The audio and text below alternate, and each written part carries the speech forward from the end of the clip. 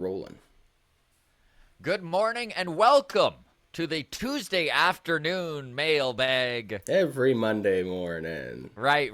It's Monday morning Yeah. mailbag on a Tuesday afternoon. It I don't is know what how it I get is. this tongue-tied every time, but here we are. Welcome to the walk-off, everybody. Thanks so much for joining us. I'm Scott Belford, joined as always by the best co-host in the biz, Adam Mack. Lots to talk about this mailbag, bud. Holy cow. Yeah. Some positivity, a lot of negativity. Last week, all the negativity was aimed at the hitters. This week, all the negativity is aimed at us. So that's good. Oh, great. We're just a Yeah, couple of lovely. meat shields out here taking the heat off of these Blue Jays bats. We're all doing our part, right? It's Whatever good. we can do to help the team, right? Yeah, Yeah, absolutely. well, we really do enjoy the mailbag and all the interaction with all of you who listen. We really appreciate it. Thank you so much. Of course, you can get a hold of us on Twitter at Walk Off Podcast. You can get a hold of us on Instagram by DMing us, The Walk Off Podcast. Drop your comments in the YouTube. Obviously, that's a good way to get a hold of us, or on Discord. Our Discord is free for everybody. You can sign up by hitting the link in the show notes. Patreon, thank you so much. Adam can kind of do the Patreon spiel here. I got the list. So David, Abraham, Michael, Sarah, John, Simon, Rashid, Joshua, Jeremy, and Ian. I'm kind of shocked we're up to 10 already on the Patreon. Patreon's $4 a month. Patreon.com/The Walk Off Podcast. $4 a month gets you sick golden name bar for our Discord to just delineate the fact that you're better than everyone else. At our all-star tier. You also get 3 different types of content. So we do have our pre-show, which you and I go live. We Yeah. bullshit for a bit. This morning, actually, we were talking like, how's your weekend? I gave you a whole rant about my kid getting her ears pierced. I really went off the handle.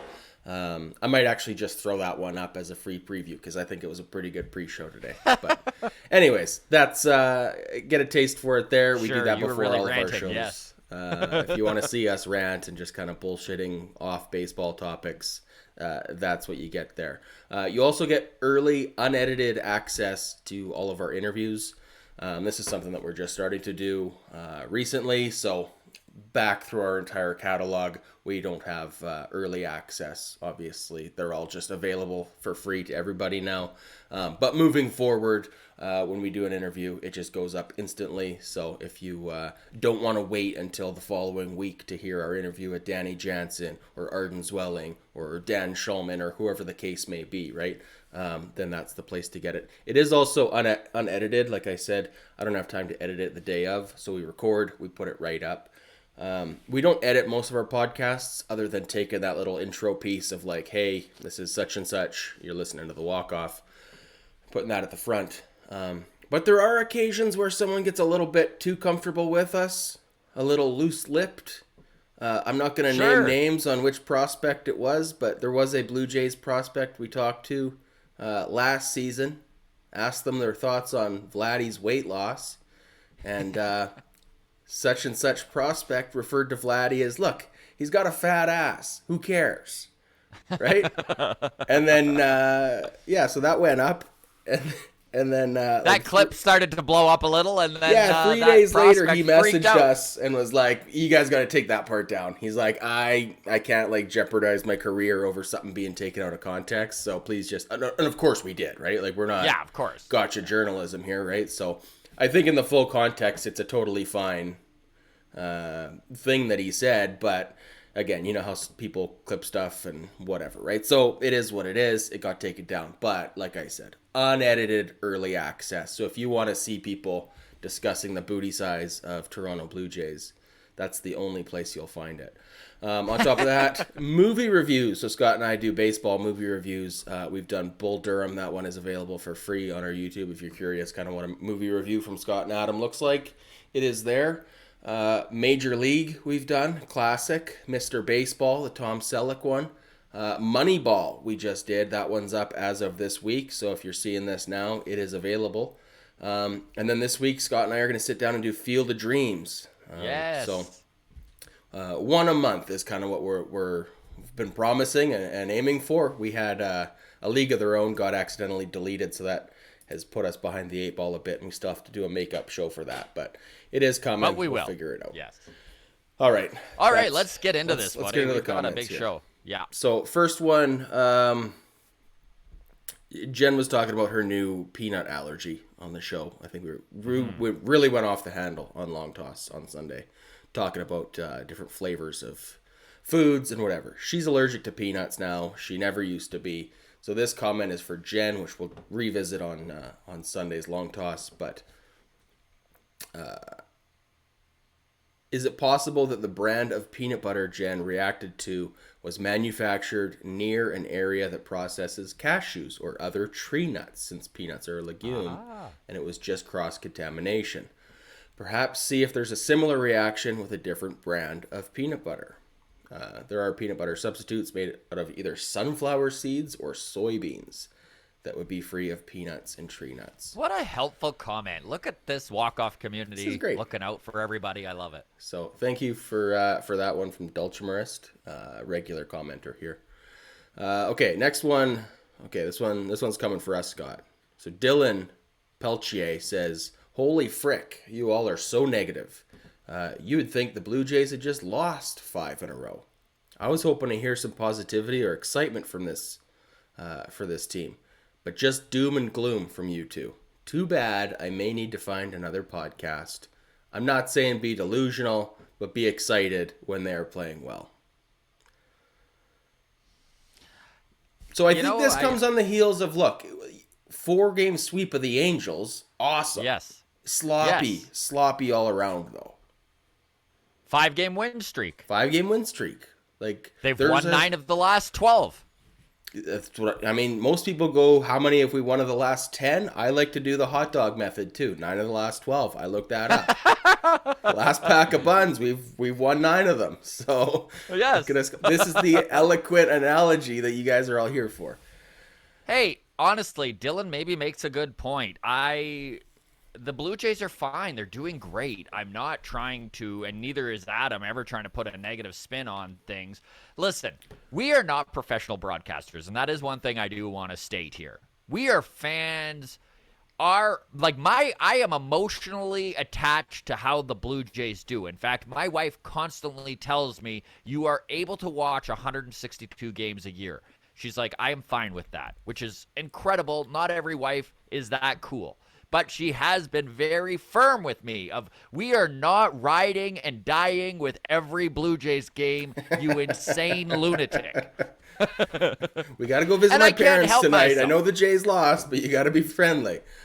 I can't help myself, right? So listen, when we were on Long Toss, and I will be honest, Long Toss is probably the most negative that we get in all of our shows. And I think what happens is it isn't actually negativity as much as we start playing off each other. You get 6 people talking about one problem, and all of a sudden everyone's throwing in their comments and their thoughts on this problem. It turns into a 30-minute discussion, and it feels like we're being very negative. And we probably are, but the truth is, I think this team is doing great. I think there's some problems. The offense has yet to show itself as we were expecting to see it. And yes, expectations may be part of this negative spin. And honestly, all I can say to Dylan is apologies. Like, we are excited about where the Blue Jays are at right now. I love that they're 9-12. I love that they went into Seattle and took 2 or 3. That they went into, or that Cincinnati came to Toronto and they took 2 or 3. That they split the series with the Cardinals. That they swept the Angels. These are, for the most part, 3 of those 4 teams were expected to be playoff teams, even though the Mariners are kind of face planting right now. Like, there is a lot of positives to take out of this. So I guess we'll just leave it at that. But apologies if it came across for being negative Nancy's, because that's not how I legitimately feel. I know we're going to just leave it at that, but I do also want to just add, like, I think there is a delayed response that comes with anything. Like, this is why we call it a temperature check, right? Like, you know, you go out and you shovel the driveway and you're cold, and then your body temperature reacts and warms up, and then you come back in and you feel like you have a fever, but it's like that delayed reaction, and then few minutes goes by and your temperature comes down. That's kind of where we're at where I am with this Blue Jays team. Is like, yeah, Yes. look, 5-game winning streak is great. I'm still not quite warmed up to the idea that all the problems are solved and like, oh yeah, World Series favorites again, right? So for me, that's where it is like, look, if we win another 5 in a row, yeah, we'll go way off the deep end. We'll get delusional. I'm good with that. But absolutely. But there is a little bit of a like, okay, let's not get ahead of ourselves, right? Like, it is only a 5-game winning streak after 3 weeks of like, oh, this looks bad. People calling it, fire Charlie. And like, so we win 4 games in a row and now all of our problems are solved? Like, maybe. But I think had we done long toss Monday instead of right there Sunday, it would have been a different show. I'll be honest. Just giving it 24 hours to just kind of let it sit and let it think about it and where we're at. And honestly, even if we had done it Saturday, maybe. Sunday was a weird game with Berrios only going 2 1/3, and it was kind of like a weird back and forth sloppy game. And like, again, we 5-game winning streak, we love it, but it hasn't been like we've been just world beaters. Like, we were, I think, very lucky to get out of Anaheim, LA with 4 wins this week. Yeah, of course. So, I agree. That was a series that truly could have been a 1-3 series for the Jays, and it wound up winning 4. You know what? I would have been, honestly, if we look back at this last series, we went 4-0 against the Angels. We split with the Cardinals, right? And then we went 2-1 against the Reds. So what's that? 7 of our last 10, right? If we went 7-10 in our last 10, but we swept the Reds and then went 3-1 against the Angels, I feel like I'd be more excited. Yeah. Like, if we had just stomped on the Reds and then like won the series against the Angels, I'd be like, okay, this team is doing what it's supposed to do. We're winning games we're not supposed to be winning. But like splitting with the Reds and then sweeping the Angels feels a little bit like one of these is not quite the truth of what this team really is right now. Anyways, enough negativity. Also, I will say, I know we didn't bring it up last mailbag, but there was a comment from a week and a half ago that when we were talking with it was our Arden Zwelling talk. And we were talking about Charlie Montoyo and whether he should be fired or whether a pitching coach should be fired. There were lots of people who were like, you guys are crazy. We're losing all these games. Why in the world would you not do something, right? Mm-hmm. So we're too negative for some. We're too positive for some. I swear we try as hard as we can to keep a level head. But also, I'm a hardcore fan, and sometimes my feelings get ahead of my logic. Yeah, you're talking to a guy who, and anybody who's seen the pre-show behind the scenes clip, you're talking to a guy who refers to ear piercing as body modifications. Yes. Okay, so I can be drastic at times, and sometimes I do need to just like balance things, and sometimes that can be interpreted one way or the other as like being too negative. Anyways, but Dylan, thank you so much. Appreciate it. Thank you so much for the comment, Dylan, and we hope you don't need to find another podcast. Way better than this next comment, by the way. So this one comes in from Gary. First time I've seen Gary comment on this show. He's coming in hot right off the bat. No nice to meet yous, no nothing. He's just going with boring and 2 big bush guys on one show. Buy a razor. What the fuck? How does he know what our pubic situation is, right? Look at how cleaned up I am, though. Gary will love this. I know, right? This is the thing, right? Is like you're clean cut and I'm mangy, but the difference is the Battle of Alberta, baby. Yeah. Well, I was mangy. Trim up your playoff beard. I still have a team that I have to support in the playoffs. I'm going for the whole. Exactly. I'm going the full Elliot Friedman right now. If you remember that from the 2020 season there of Sportsnet, but. And now that my Flames lost, I am in summer beard mode. Right? Yes, this is for you, Gary. Does this make you feel better, Gary? You're looking sharp, by the way. So I'm jealous of you. I'm off to Saskatoon at the end of the month, I think, or mid-month. So family trip. I got to get cleaned up. So the Oilers need to be eliminated before I go to the barber, so that I'm not responsible for it. So okay. Yes. All right. Next one.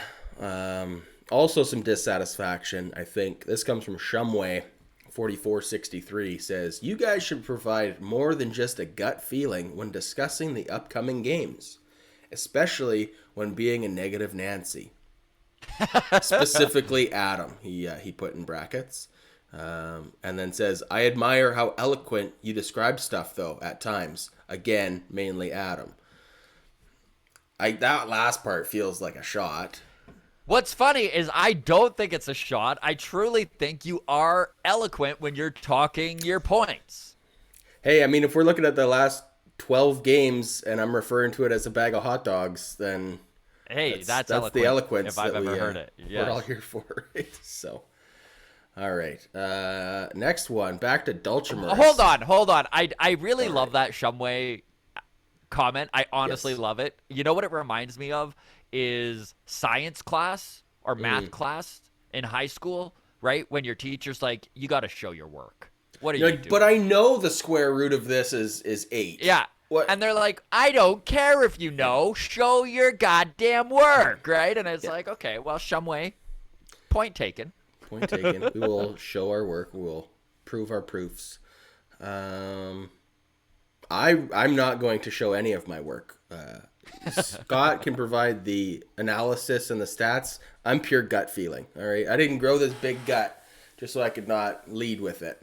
Yes. Stats and Guts, the original name of this show, with Scott and Adam. All right. So Kyle comes in with, "I don't believe in the weather being the reason for better hitting." This is in reference to our conversation about Lourdes, I believe. Who I guess statistically over his career, hey, look at us with the stats and analysis, is better as the year goes on. So Kyle says, "Isn't it just as simple as the number of at-bats that hitters face from April forward?" So Probably. He's probably right. yeah, probably. But I mean, there are also guys who like start hot and then as the year goes on can't sustain it, right? Because like, I don't know, pitchers are also getting into a groove the more pitches they've thrown as the year goes on. I mean, I don't know. former Toronto Blue Jay, Mr. April, Randall Grishik, right? Always comes out hot as hell. And by the way, if you look at Randall's numbers in Colorado, he's showing his May. He's showing his Mayness. Your May is showing.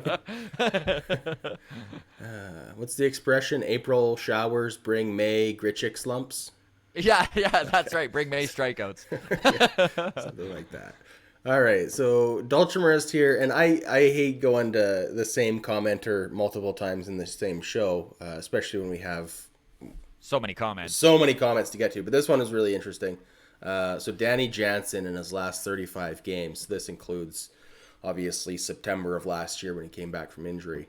In his last 35 games, 13 home runs, 10 doubles, 28 RBIs, a .316 batting average with an OPS of 1190 and only 14 strikeouts. Pretty dang impressive. Danny J.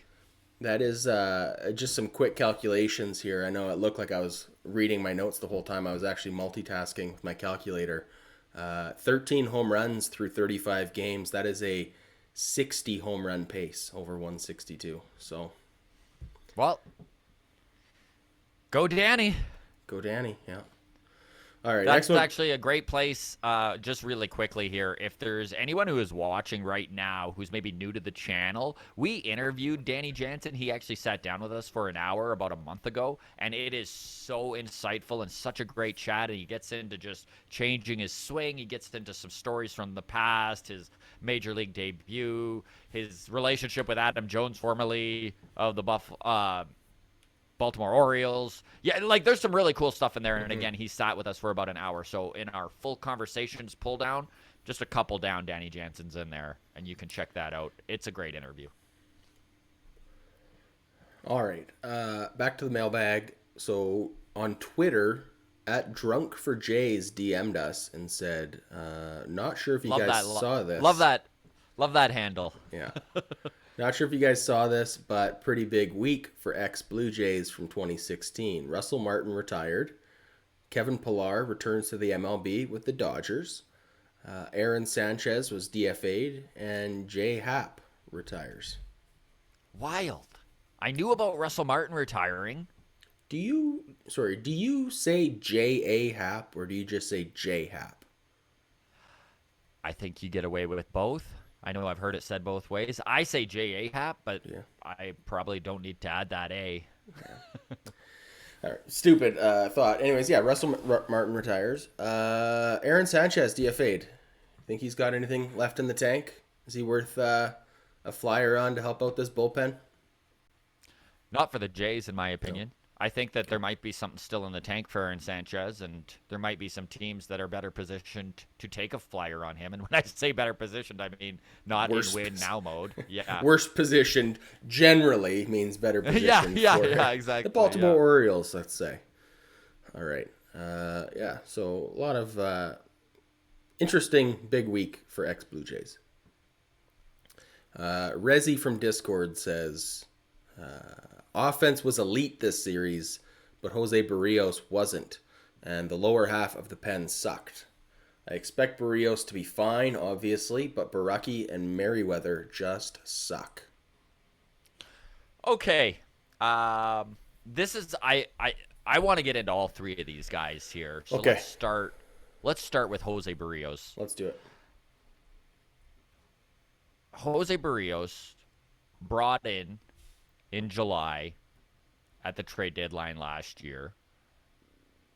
Made some mechanical adjustments last season. We'll all remember when he was struggling a little bit out of the gate with the Jays.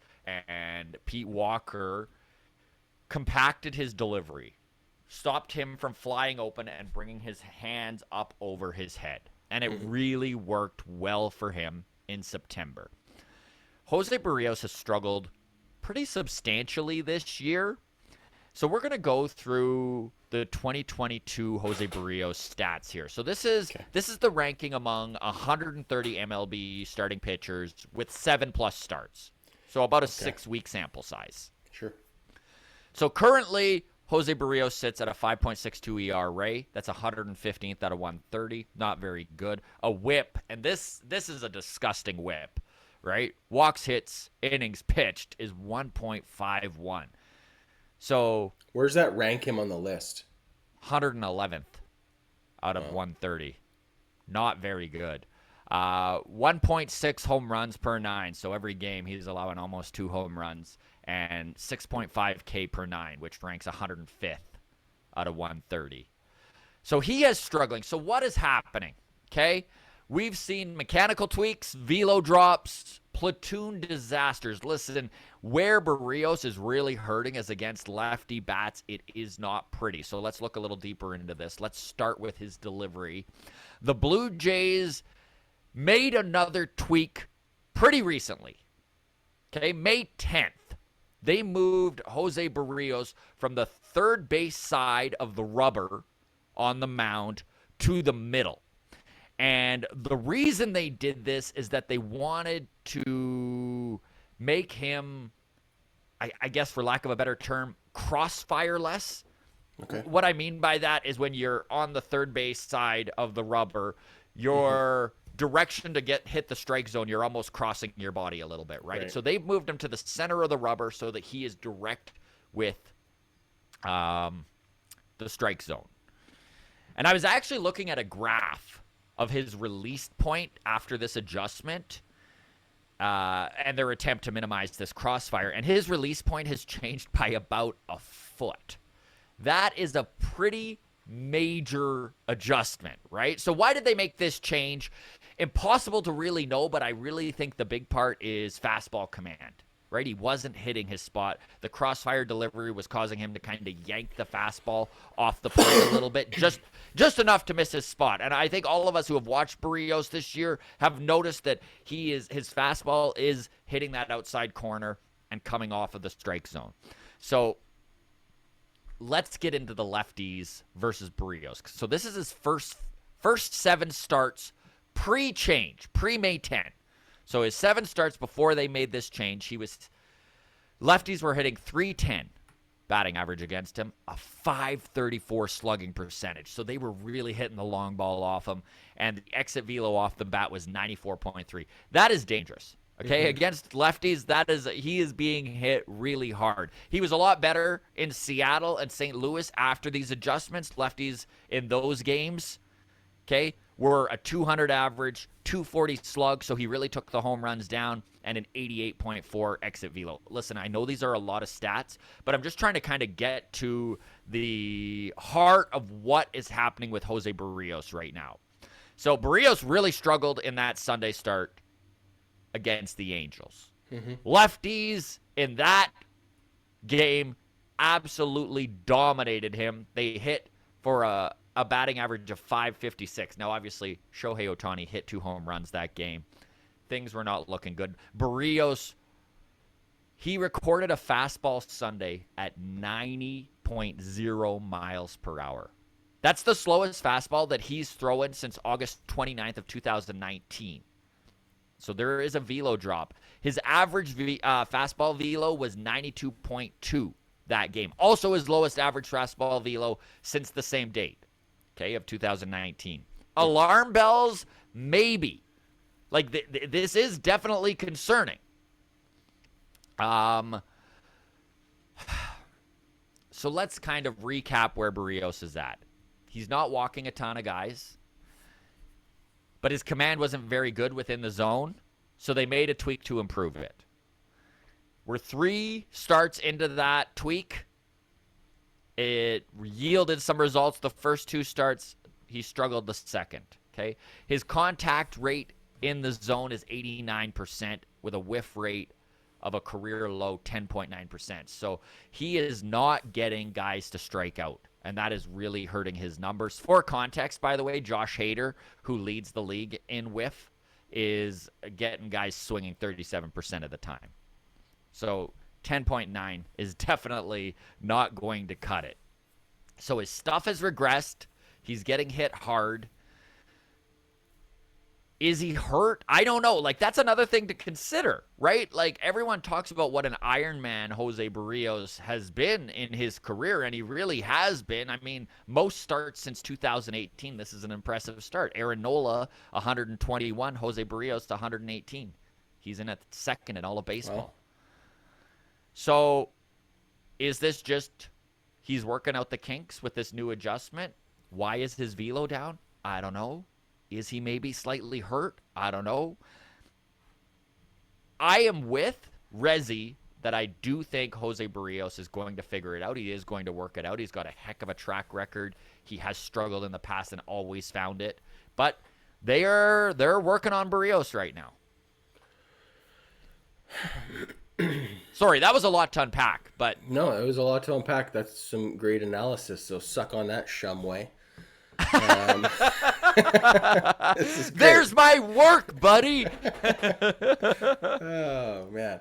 No, I appreciate it. That's I mean, look, statistically he's our worst starter right now, and that's saying something considering It is. the confidence we've had in Ryu. Right? And the shaky times we've seen out of Kikuchi early in the season, I should say. Kikuchi and Ryu both been pitching a lot better lately. Are you actually worried about Berrios? Are you confident he'll get it sorted out? Like, he's got a long, 5 years with an option or 7 years? Yeah. I mean, he's got 7 years, 5 years, and then an opt-out if he wants it. Yeah.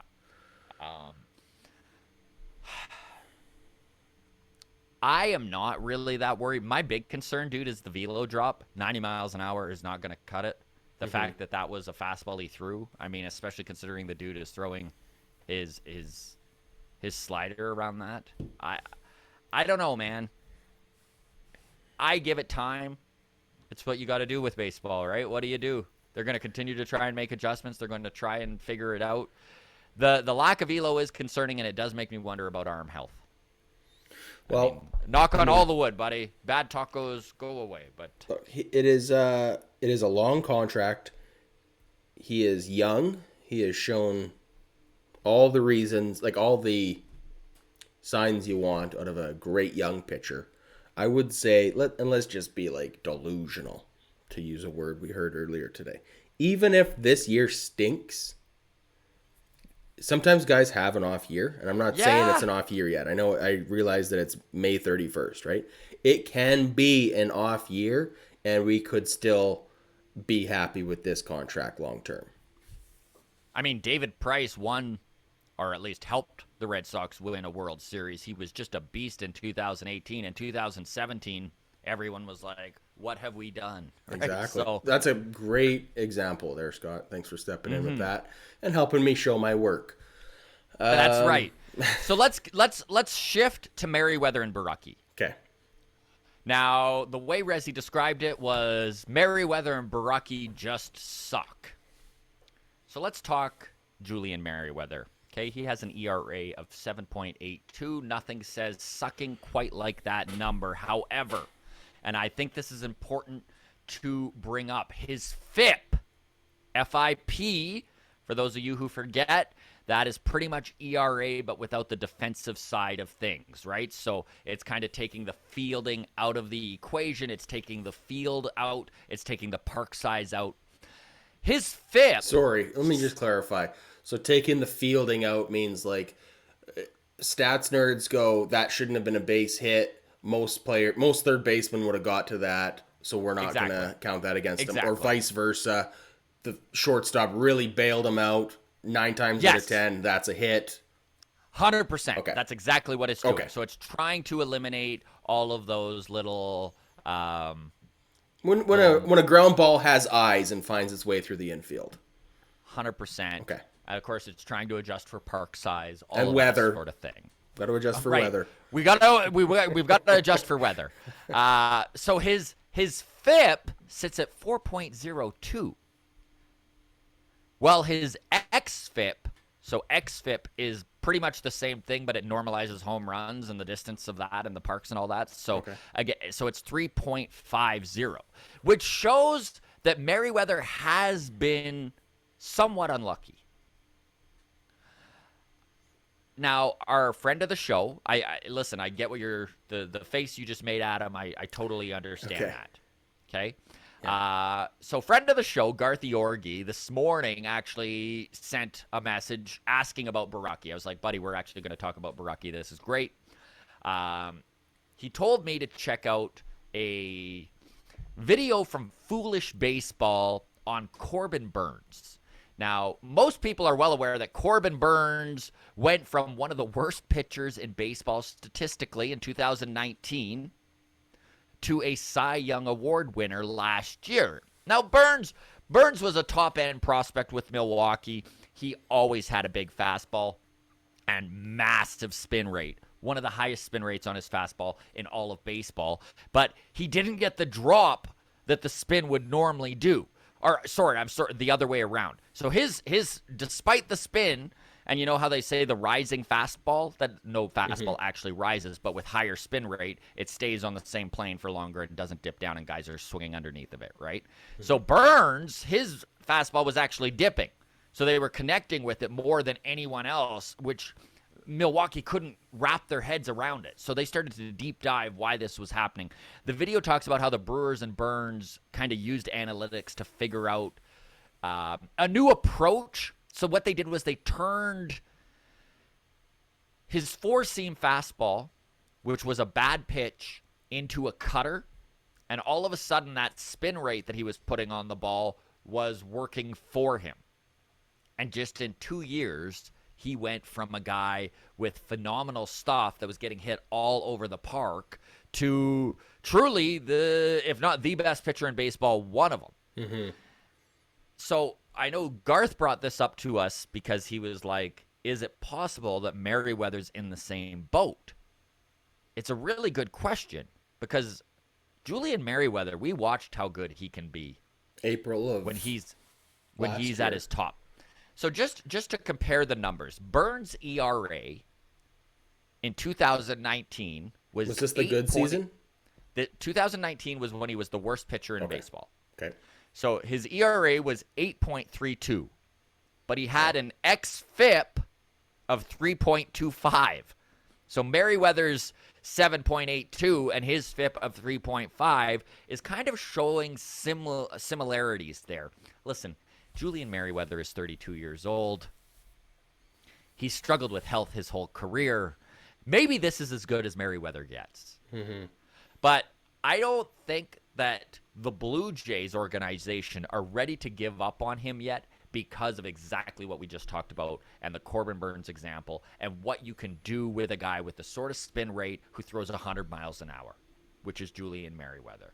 I don't think Julian Merriweather is going to find it and become the best starter in baseball, but the opportunity for him to be an incredibly valuable, high leverage piece at the back end of this bullpen still exists. It absolutely still exists. Ryan Borucki, on the other hand, it's been disappointing, man, because I'll tell you this. He has not been unlucky. His numbers are his numbers. His peripheral analytics do not show that he has come into some misfortune. Ryan Borucki is out of options. The Blue Jays cannot send him down without him being available Exposed to all waivers. 29 other teams on waivers. I think he's running out of rope. So let's talk Ryan Borucki. What do you think, man? How much longer do we go with Ryan Borucki in this bullpen? Well, before we get to that, let's frame it this way. If we were to send him down, do you think he would get claimed off waivers, right? There's a team who's looking for a lefty arm in the bullpen and willing to take a chance. My honest thoughts on Ryan Borucki, dude, is he's going to be a dominant reliever somewhere in the major leagues. It's not going to be with the Blue Jays. I think the Blue Jays are running out of time with him, and they're running out of options. You can't keep strutting him out there to lose games like has happened, and you also can't send him down without losing him. It's a lose-lose situation right now with Ryan Borucki. His stuff is phenomenal. He's hitting 97 with his as a lefty, right? Like, that is pretty dominant stuff. We've seen him be very good in the past. Does he hold any trade value? No, not right now.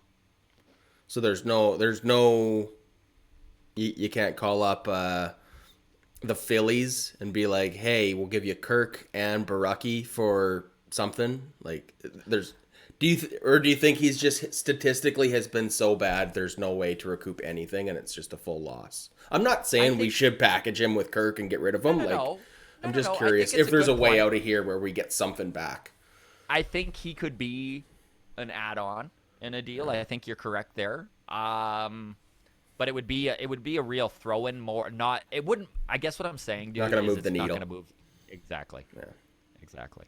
And I mean, we're going to release this tomorrow. We've been sitting on it, but while we're talking left-handed pitchers, Matt Gage, 29-year-old guy that the Blue Jays picked up as a minor league free agent in the offseason. He came from the Arizona Diamondback system. He is pitching with the Buffalo Bison. He's currently got a whip of .85, which is just, I mean, as a reliever, your walks, hits, inning pitched is such a big deal. Probably even more of a representation of how dominant you are than ERA by a lot. Probably more of a representation than FIP with even the,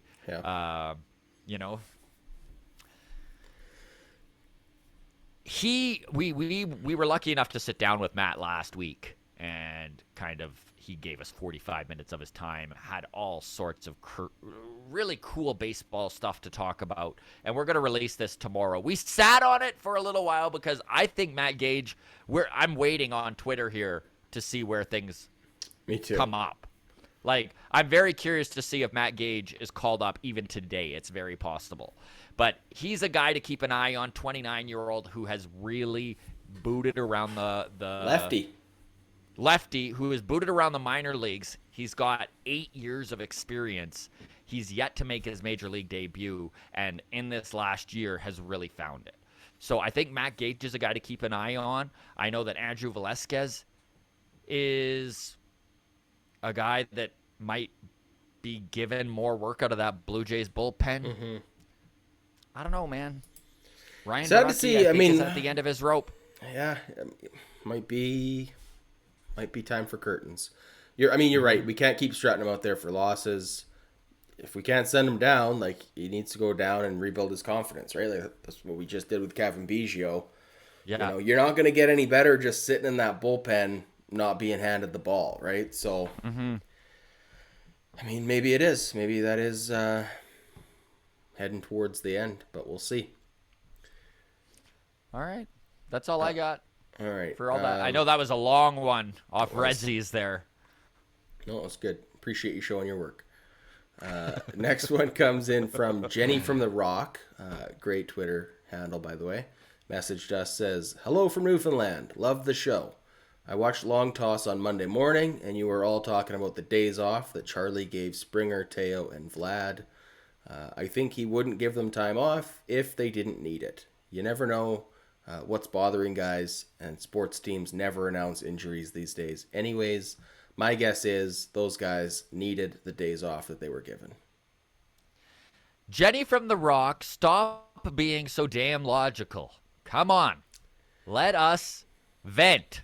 Let us vent. Let us vent. You know what? I actually just read Shai Davidi, friend of the show's article he put out on Sportsnet yesterday, and it was touching on basically what Jenny from the Rock is saying, right? Is that when it comes to guys and days off, they're never going to announce, hey, there's a slight tweak here or a slight tweak there. I think they gave a reason for Vladdy being out of the lineup because Blue Jays fans lose their mind whenever that happens, so they need to kind of like They need to address that, yeah. They need to address that. But I mean, with Teoscar sitting, he's been really pressing lately. Springer, we know, has had injuries in the past. He's a little older. I mean, it made all sorts of sense, and they won. Yes, I was upset that they sat Springer after him having a day off and then also DHing him. I was like, why is he getting so much time off? But Jenny from the Rock makes a great point. I don't know. None of us know what's actually going on in that clubhouse, who's hurting, what little tweaks all these guys are dealing with. So, yeah. All right. I'll eat that one. That right. Was probably an overreaction on our part. I still stand by the fact that I would rather line up all of our off days together. I would rather go into that Angels series, be at 100% power for 3 games, and then at 70% power for the final game, rather than play all 4 at like 85, 90%, as we're like, well, today's Teo's day off, today's Vladdy's day off, tomorrow's Springer's day off. Like, anyways, that's enough for that. 2 comments here to get to. I know we're running out of time here. So Teros says, great show, minus the political stuff near the end, referring to Long Toss. We talked about Gabe Kapler's protest. So Teros says, skipped over that. There's enough of that out there. I just want to hear baseball when I get here. Thanks, everyone. That's fair. That's a fair point. You're free to skip over whatever you want. I mean, depending on who you ask, if you're asking Dylan, you might just skip the whole show. All right. Last one comes from Dulce Marist, who's having a great day, by the way. 3 for 3 on the comments section. Just covering all sorts of territory between peanut allergies, Danny Jansen stats, and now this interesting news out of Buffalo. Zach Collins is getting time at first base in Buffalo. Getting Collins more reps at his secondary position to bolster his versatility goes along with Jen's point on Sunday about wanting to have both Kirk and Jansen in the lineup. The Jays wouldn't want to carry 3 players who can only play catcher, but a lefty backup catcher who can also play first base. Now that's appealing. Great point. I mean, I don't necessarily like the idea of having all 3 of those in the lineup where Jansen's catching, Kirk is DHing, and Vladdy's on the bench because we need Zach Collins in there. But yeah, I mean, any of these guys, I mean, we talked about Gabriel Moreno, right? Getting reps at third, get him up. Like, that's versatility. I'm still mad at Zach Collins for saying he'll come on the show and then going MIA on his messages. Well, maybe he's waiting now until he gets closer to his return, right? It's like Ryan Brockie has agreed to come on the show too, but now he's struggling. Who wants to come into a podcast with a bunch of yahoos who are like, cut this guy, right? Like, before you go, come to an exit interview with the Walk Off podcast. Yeah, that's an exit interview. That's right. Yeah. All right. That's all we got for the mailbag today. Thank you to everyone Thanks for who everything. commented or DM'd us or left a like or whatever you did, subscribe. We always appreciate it. This little walk-off community of ours, it's pretty overwhelming and it's pretty darn cool. So thanks to everybody. You can follow us on Twitter at Walk-Off Podcast, Instagram, the Walk-Off Podcast. Join the Discord. The link is in the show notes. Have a great week, everybody. We will see you on Friday.